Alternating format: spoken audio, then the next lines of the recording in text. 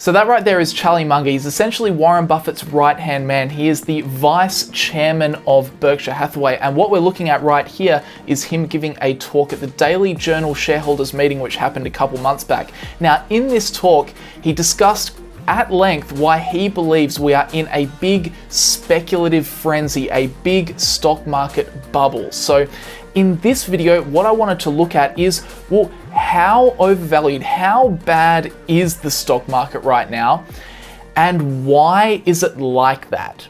So hope you enjoy the video, leave a like on it if you do, and let's get started.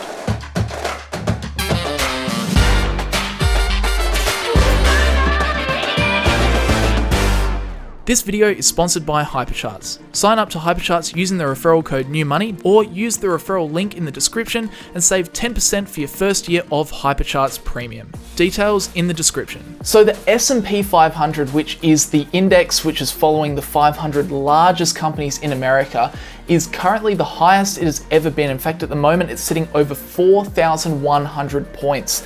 In the last 12 months alone, it's gained over 47%, which is an insane 1 year return to get on any investment, let alone the 500 largest American companies grouped together. But of course, just looking at the price of something doesn't give us any indication of the value. So of course, if we want to look at, well, how overvalued or undervalued is the market right now, we have to compare the price to something else, right? Give it some context. So one of the ways, really the primary way that investors do this for the market over in America is they look at the Shiller PE, which is comparing the price of the S&P 500 with the average inflation adjusted earnings of the S&P 500 over the past 10 years. So it's really like a big PE ratio for the whole market. Now, typically this number sits at around 16.5. That's the historical average for the Shiller PE. And what that means, that say the S&P 500 produced $1 of earnings in a year, then investors would be comfortable paying about $16.50 for the shares of the S&P 500, theoretically. Now, currently, what we are currently seeing is a Shiller PE of 37.4, which is absolutely abnormal and it's absolutely insane. What it means is essentially people are willing to accept half the value for money. They're willing to pay double what they would normally pay historically to own the S&P 500. At a time like this, that seems a little bit weird. And of course, I say this all the time when I make one of these videos, but the Shiller PE has only been over 30 twice in history before now.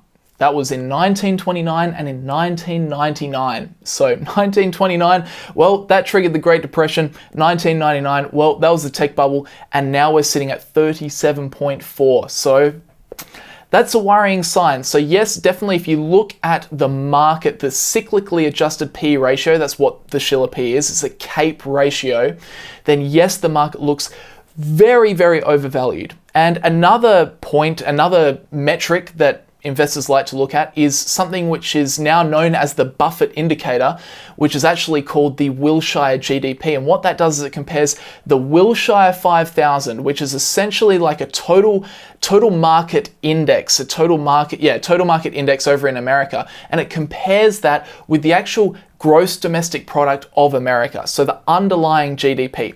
Typically, the rule of thumb is between kind of 60% and 90 to 100%. The stock market's fairly valued. 100% or more, the stock market is quite overvalued currently, and this is just seriously insane, seriously mind-blowing. The Wilshire GDP currently sits at 216%. That is definitely the highest we've ever seen it in history. This is really uncharted territory. We do not know. We have not seen a time where the Wilshire GDP has been this high, where the Wilshire 5000 is so far detached from the underlying gross domestic product of the United States. So overall, they are two metrics which are freely available, which you can just log on and look at, which help you understand how the overall market is, whether it's overvalued or fairly valued or undervalued. And I think most people would agree, most investors would be in the same boat, and they would agree that yes, most markets around the world are very overvalued. But then the question is, why? Why are they so overvalued? And there's really two main points. One which has more weight than the other, but we'll talk about both. The single biggest reason why the market is so expensive at the moment is it can be described by a term or a phrase which you might have been hearing chucked around at the moment, which is money printer goes brr.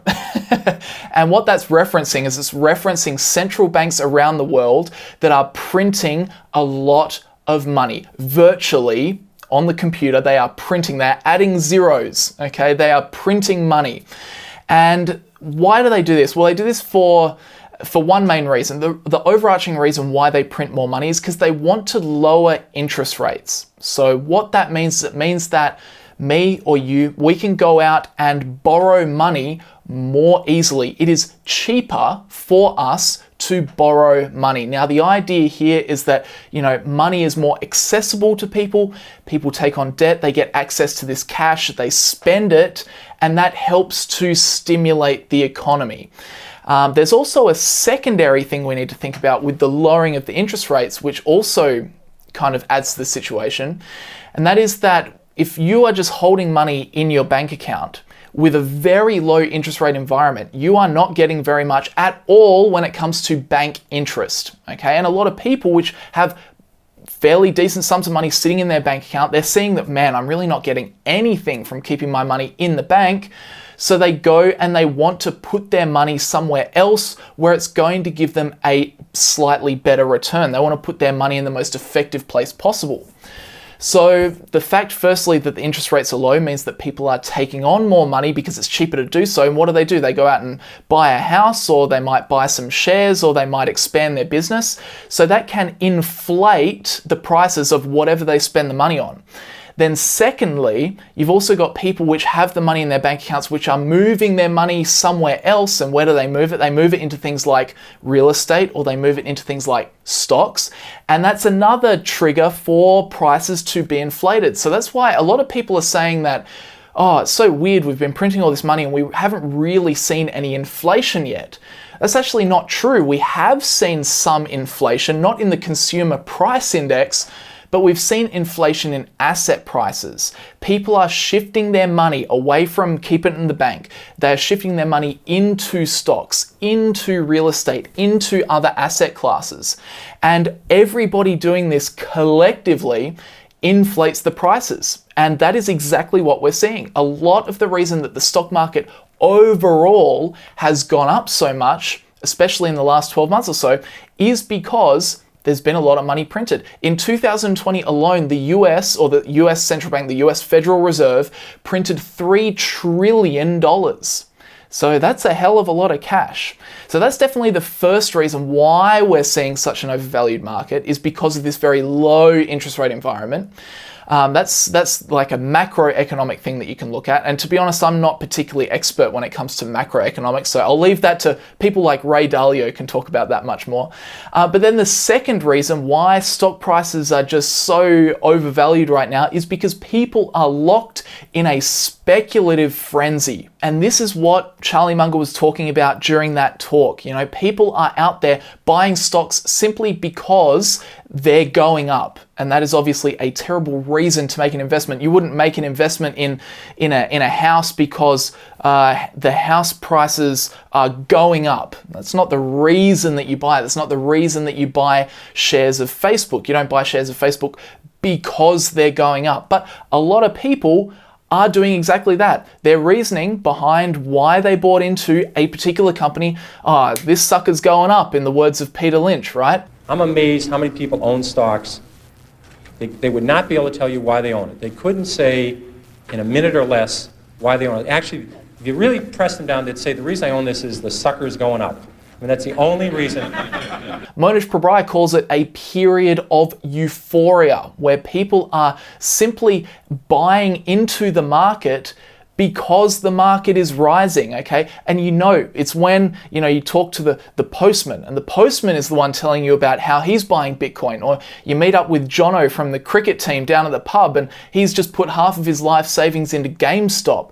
That's when you know that things are getting hairy and that you are definitely in some sort of speculative bubble. When people that really know nothing about cryptocurrency or stocks or real estate are telling you all of their moves that they're making right now, that's when you start to raise an eyebrow. And you might say, okay, Brandon, that sounds reasonable. I have seen a little bit of that euphoria going on, but how can you prove this to me? You were talking before about interest rates. They're hard numbers, you can prove that. How can you prove that there is this speculative frenzy going on? Well, for that, I want to draw your attention to an example of a New Jersey deli that myself and my good mate Hamish Hodder were just talking about on our most recent episode of the Young Investors Podcast. By the way, if you don't know about the Young Investors Podcast, then definitely get on board. That is the weekly podcast that I do with Hamish Hodder. We talk about all things stock market, investing, business, and so on. But I'm going to insert a little bit of a clip here from that episode that we recorded live in Melbourne of this New Jersey deli, and this should prove without any question or shadow of a doubt why we are in a very big speculative frenzy in the stock market. So have a listen. And in this letter, he was talking about the kind of exuberance of the market. Right. Okay. And he drew to this example, which is kind of hard to believe when you go through it. So he spoke about a company called Hometown International. Have you heard of it? Aerodyne. They make next generation satellites or radar detectors. I don't know. I mean, huge military and civilian applications. I mean, you joke about that, but this is literally the real life equivalent of that. I kid you not. All right, hit me. It's kind of unbelievable. So Hometown International is and I'll say this in a very investor way, it's the parent company of a New Jersey deli. Okay, all right. Like a deli, like meats, cheeses. Correct, like yes. A deli. And this isn't a chain of delis across the United States or the world. Right. This is a single deli. Right, so this is the deli at the end of your street. Yeah, so in your local shops. Correct. Right, yes. Okay. And, okay. It's it looks interesting from the front. You should go look this up on CNBC. Look up this story after you hear this.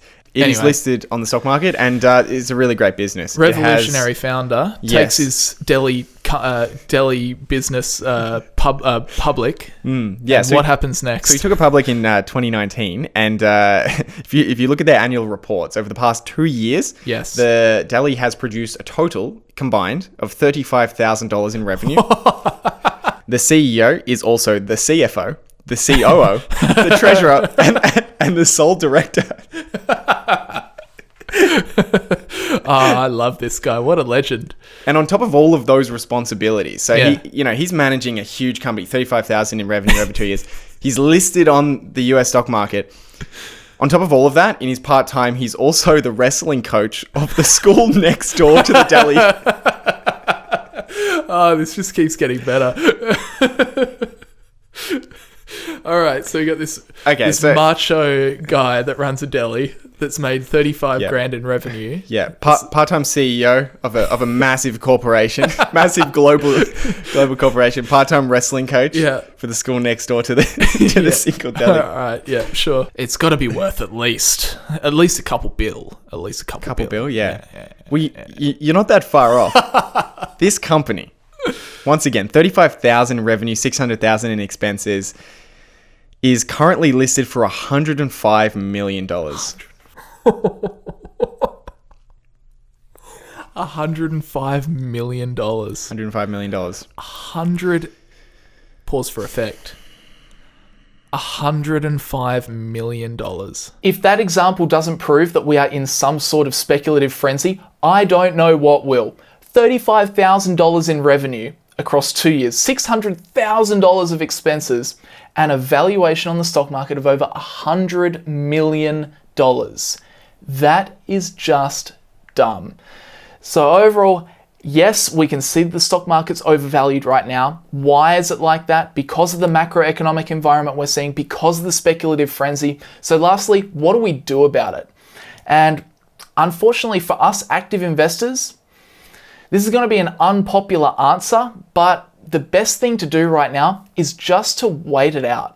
Okay, stay patient, and more particularly, don't get sucked into this speculative mindset. Don't get lured in by the fear of missing out as you see the stock market rise. Because remember, we want to be, yes, we want to make money, we want to be rich, but we want to do so reliably. We want to become rich while taking the least amount of risk in doing so, okay?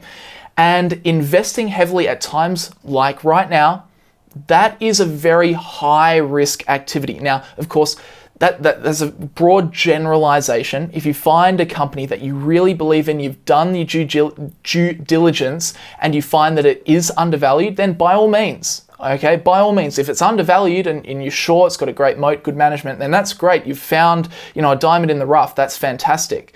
But generally speaking, we do need to just be cautious and mostly wait this one out. Be very patient. This is what Charlie Munger, this is actually pulled from that talk that I've been referencing throughout the video. This is what he said about what he's doing, how he tackles these periods of speculation. Well, these things do happen in a market economy. You get crazy booms. Remember the dot-com boom? When every little building in Silicon Valley rented at a huge price, and a few months later, they were about a third of them were vacant. There are these periods in capitalism, and I've been around for a long time, and my policy has always been to just ride them out. And I think that's what shareholders do. In fact, what shareholders actually do is a lot of them crowd in to buying stocks on frenzy, frequently on credit, because they see that they're going up. And of course, that's a very dangerous way to invest. So overall, don't get sucked in. Don't feel the fear of missing out. Like Charlie says, we just have to wait it out, be very patient, make smart investment decisions, because as the market goes up higher and higher and higher, okay, as that Schiller PE rises, as that Wilshire GDP rises, then it just gets riskier and riskier.